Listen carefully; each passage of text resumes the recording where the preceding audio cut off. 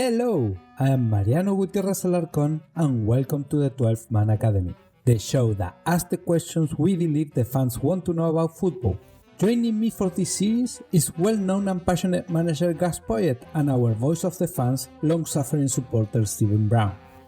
Together, we will get inside the pitch and hope to answer your doubts about managing at the top end of the game, while we get the inside track of being a top-level football manager. In each episode, we get a better understanding of the thoughts, the decision-making, and the philosophies of a top-level coach, from picking a club captain to tactics and team identity as we connect the fans to the manager. In this series, we reference to past events as we use examples that were happening in the football world at the time we recorded this podcast. This is the first part episode where we see set pieces in depth. How important are set pieces in a team?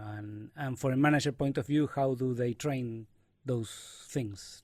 Well, there is two sides, no? The offensive and the defensive, which they're all part of the same. It's incredible to see how the players, they normally enjoy a little bit more the attacking than the defending, obviously. One is about concentration, because you need to be concentrating your marking or in your zone position and attacking the ball in a certain way. And the other one is more respecting something that you train and that you can take advantage, like we say, in the delivery. From my experience, is one of the part of football that improves the most, is being trained more than ever. When I was very young, we practically didn't train. We train in precision and see you later. This is how we're going to defend 2 or 3 times, blah, blah, blah, gone. Then this is what we're going to do in attack, 2 or 3 corners, see you later, okay? Then we started looking at the opposition with the videos and with the technology and trying to, train during the week certain things. But now there is people that are paying a lot of attention, a lot. And I mean a lot. They probably things that they are scoring in short tournaments, even 50% of the goals by a set piece. So that's how important they are. And that's how important they are as well for the position to be aware that they are very dangerous set pieces. So you need to be defending those situations. But there is many things that we can talk that it will make it a little bit spicy, because I think that there is a responsibility in the coach. Now there is coaches for set pieces, but there is an immense responsibility on the player. And everything starts in the delivery. Without the delivery, there is nothing. If you want to take a corner and put the ball in a certain place, you need that delivery to be good. You can make the best moves, you can be the best blocks. Now with the VAR, it's a little bit more difficult, but work it out. But the delivery is the key for me. Short corners is the biggest question I have. When we talked about doing set pieces, Mariano knows my hatred of short corners. If you can't hit across from a dead ball, what's the point? I know you're supposed to shift it, move them about, just get in a box. Because by 9 times out of 10, it's a waste. It just comes back out anyway. Very, very old-fashioned. I tell you, one of the reasons it could be, when they move the ball. If they move it against any kind of defense, it's a decision that, like you, I don't understand. Okay, definitely it's easier to hit the ball when it's dead in the corner spot than moving it. Now, I like me as a coach to move the ball when the opposite team marking zone, all of them, because they are defending an area, a zone, a position where is the most dangerous, in front of the goal. Now, when you move the ball and take it away from the goal line, normally they need to move. And when they move, they are not marking that area that they want to mark. And they are a little bit all over the place, normally. So that's a good option to move the ball.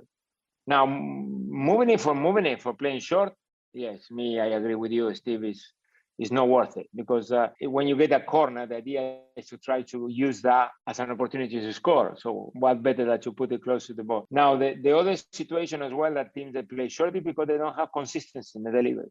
And that's why we need to talk a little bit longer. What do you have in your squad? Which kind of players that they're going to give you a consistent delivery?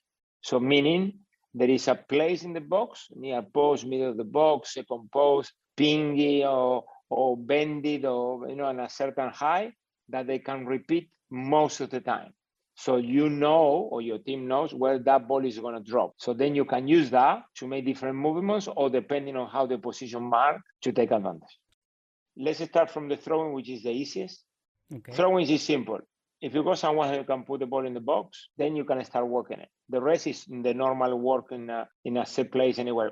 When we talk about set plays, with the option to score, if you go that option to have that kind of Delap, what I call Delap throw, I think something very interesting to work, because it's sometimes it's more consistent than the corner. I think we can agree that still.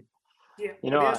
As a coach that plays football, is it something that you would think, no, I'm a football purist. We play football. We're not playing rugby or whatever, javelin, discus.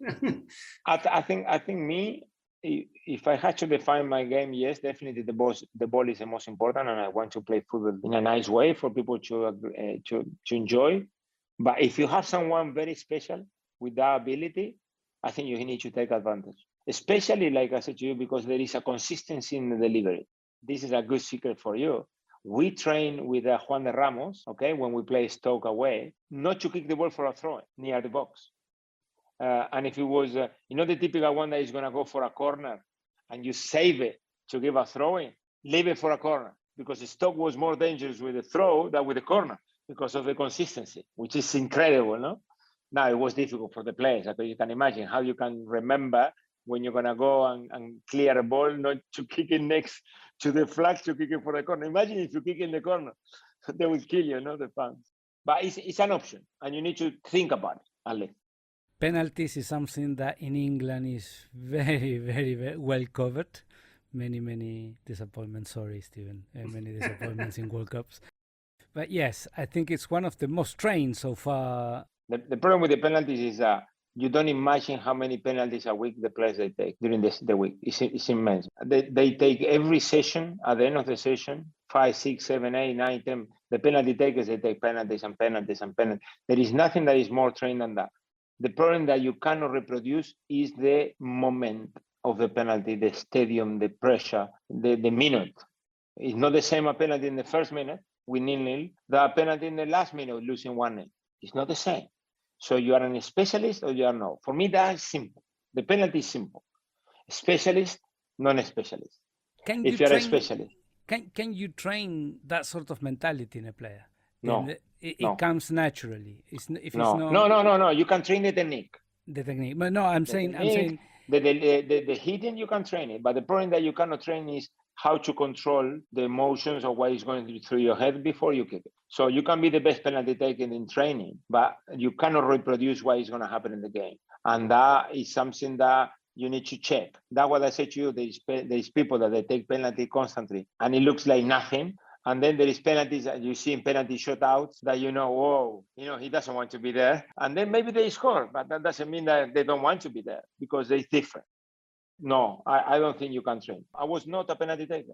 I was not. So I know why it means having that consistency and dealing with that situation, week in, week out.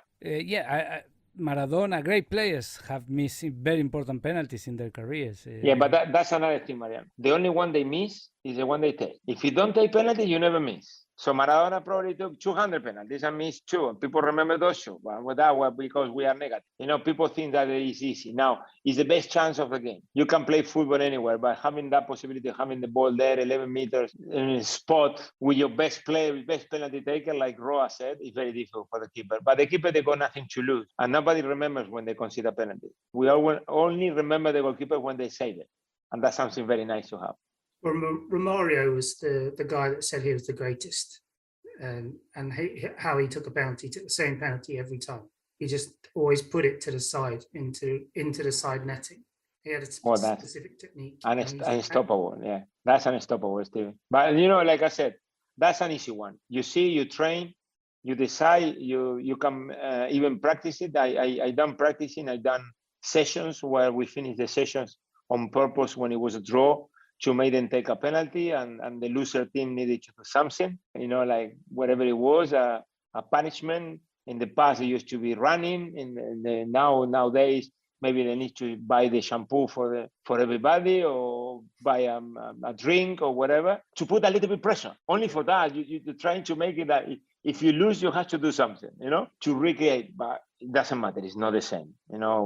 People in the Premier League, especially, they don't care about spending £10 tomorrow in the supermarket. That missing a penalty, to lose a cup final is a big difference. But penalties for me is important. Specialists train, confidence, score. So as a head coach or first team coach, do you decide who your specialists are? Or is it now a case of someone's doing that full time, they come to you and say, well, I've give you him as your free kick taker, him as your penalty taker, him as your throwing specialist?